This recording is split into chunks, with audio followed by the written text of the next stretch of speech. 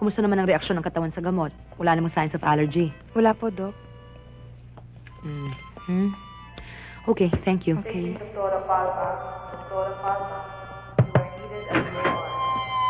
Doktora Palma. Ang ganda. Sige na, ulitin mo ulit.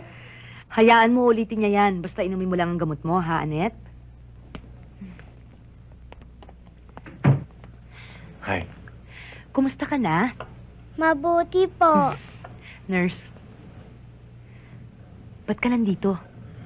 Lumayas ako sa amin.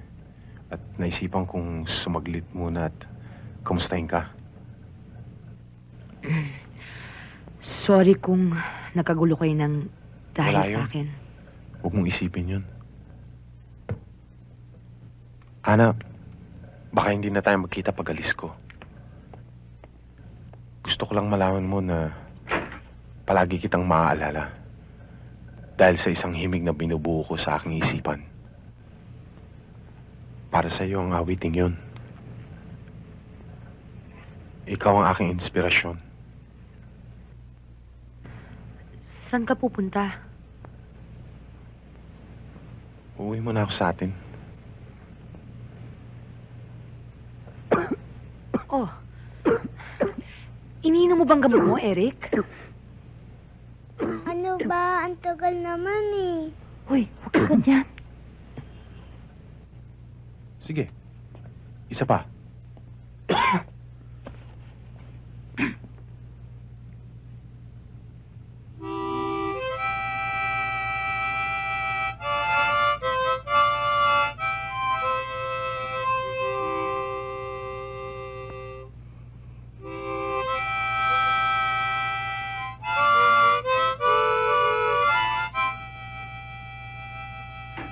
Dr. Digia, wanted daw ho kayo sa ER. May jeep na nabangga. Marami hong sugatan.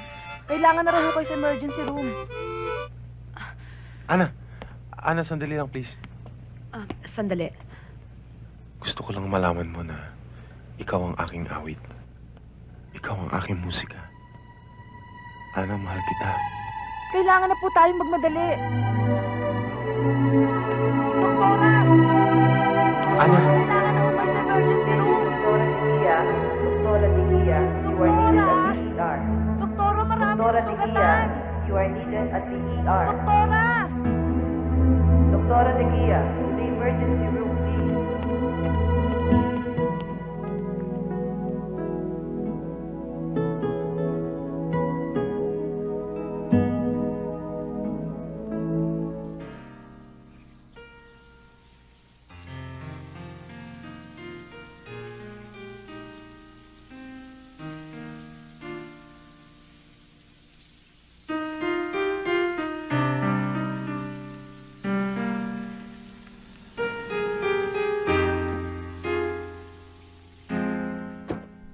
Uy, Eric! Nakausap mo ba siya? Ha? Oh, bakit na naman lulugo-lugo yung itsura mo? Ano? Nakausap mo ba siya? Wala siya dun sa kanila. Sige, doon muna ako sa loob.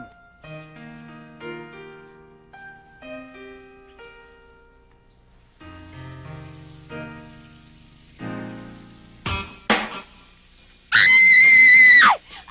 Bumuli! Bumuli! Ano nangyayari? Ano nangyayari? Hoy, ano nangyayari?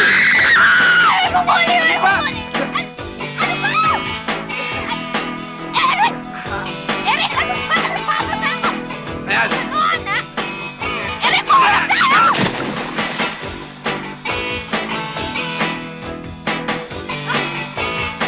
Ganun!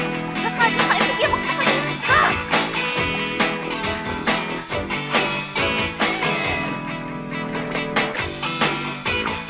Ay! Ay! Ay! Pwede ka maging artista. Ba't hindi ka mag-artista? Maganda ka naman. Tsaka mukhang may star quality ka. Alam mo kaya nga ako napasok sa ganitong klaseng trabaho eh.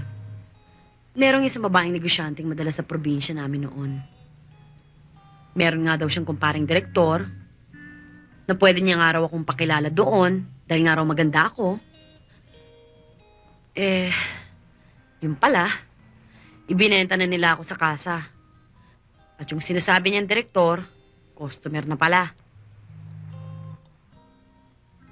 Bata pa ako, patay ng tatay ko eh. Nanay ko naman, namatay sa sama ng loob ng malaman niyang nangyari sa akin. Hindi ka na naghanap ng ibang trabaho? Kapag natilamsikan ka na ng putik, natuto ka na rin maglunoy sa pusali. Siya nga pala, saan ka ba nakatira? Malapit sa eskwela namin. Bed spacer ako. Ayos na yung problema ko sa itong enrollment na to. Problema ko na lang yung sa susunod na semester. Gusto mo sa akin ka na lang tumira? At kung gusto mo rin, pati pag-aaral mo, sagot ko na. Ako? Ano naman akala mo sa akin? At ano naman ang kapalit nun? Ang aking... Hindi pwede. Hindi ko kaya. Masyado ka namang conceited. Prangka lang ako. Kapag pala disenteng kasama mo, feeling mo disente ka na rin. Kagaya ng mga ilaw na yan. Alam mo, dati-dati hindi ko pinapansin yung mga yan eh. Ngayon parang maganda. Alam mo, pwede nga akong ma-inlove sa'yo. Kasi okay sa akin ang mga type mong ganyan eh. Kahit nasaksakan ka ng yabang.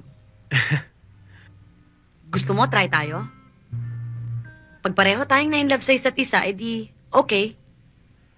Kapag naman hindi, edi you go, I go. Naku, Des. Di ba sinabi ko sa'yo kanina? May girlfriend na ako. Ano naman ang iisipin nun? O ano? Tara na.